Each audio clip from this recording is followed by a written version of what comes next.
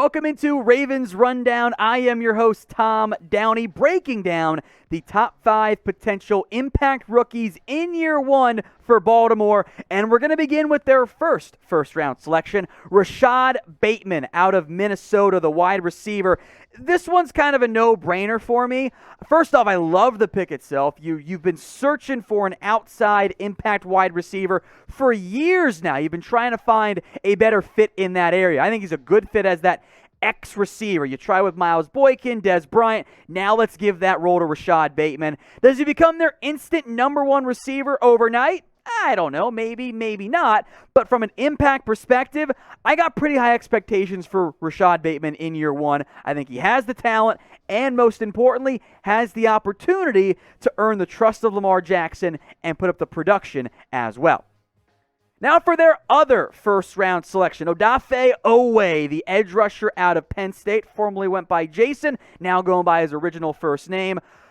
Oweh, from an instant impact potential, well, it's a bit tough to fall in love with it given the fact that Oweh had 0 sacks this past season coming out of Penn State, which is a bit of a red flag there. But he's very, very athletic, and I ranked him number 2 on here because the Ravens need pass rush help. On third downs, why not throw Oweh out there and see if that immense athleticism can translate to a sack or 2? I bet he gets 1 as a first-year player. There's too much opportunity there for Oweh to get on the field. He still needs time. I don't think he's going to be an instant superstar, Bosa-caliber edge rusher, but the upside is certainly there for the young man out of Penn State. Number 3, Ben Cleveland, taken in the third round, by the Baltimore Ravens. His play style, he's a mean mauler who tested beyond what I think his actual athletic ability is a great fit in the Baltimore Ravens scheme. At the guard position, both short-term and long-term, you are looking at a lot of competition coming given the way the Ravens have invested with similar mid-ish round picks at the position. Cleveland, a fairly early draft pick. I don't know if he starts week 1. I would not be surprised, though, if at some point Cleveland gets the opportunity to emerge as a starting guard for this team. I think the fit is good. Was a little bit early draft-wise for me, but fit matters a lot more than exactly where I had them graded. I think he's a good fit for the Baltimore Ravens in the end. Number 4, Tylan Wallace, who I am on the record as saying I believe will outperform his measurables. From a height, weight, speed perspective, Tylan Wallace is not great. The testing was not that impressive. Had the torn ACL in his background as well. But the film for Tylan Wallace was awesome. Highly productive at Oklahoma State and is also very skilled. He might not be the biggest guy, but he wins a lot of jump balls. Might not be the strongest player, but he breaks a ton of tackles, and he won as a receiver. The Ravens need more production out of the wide receiver spot. I assume Marquise Brown will be 1 starter. Rashod Bateman, probably still Devin Duvernay. I want to see if Tylan Wallace, though, can emerge as a number 4 or better wide receiver in year 1. My prediction for Tylan Wallace, who I absolutely love as a prospect, even though he's a 4th-round pick, he will be the team's number 3 receiver by the end of the year. That's high expectations, but that's how much I think of Tylan Wallace out of Oklahoma State.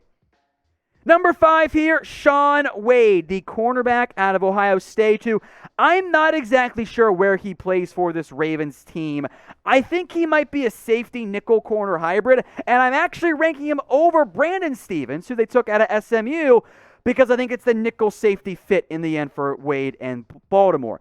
Looked like a future first-rounder in 2019. I thought he played better than Damon Arnett, and I'm like, this guy's got the size, the athletic ability, the length. He's going to thrive as an outside corner and be a top 15 pick. And then he was a disaster in 2020. Wasn't fully healthy, looked just unconfident, uncomfortable, all kinds of issues last year for the Buckeyes. Was a quote-unquote first-team All-American, but 5th round is where he should have gone because he was terrible in 2020.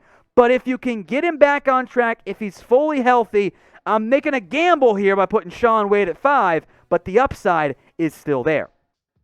So who do you think, then, is the top impact rookie for the Ravens in their rookie season? Not long-term, just this year. Get your votes in for me in the comments section.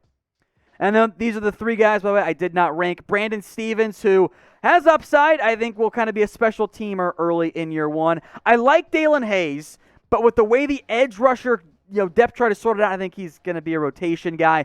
Ben Mason will make an impact if he makes the team on special teams. I would bet, though, that for Ben Mason, he ends up being a future replacement for current fullback Patrick Ricard and isn't necessarily a year one impact guy, unless he surprises me and move on from Ricard, but that seems a bit unlikely.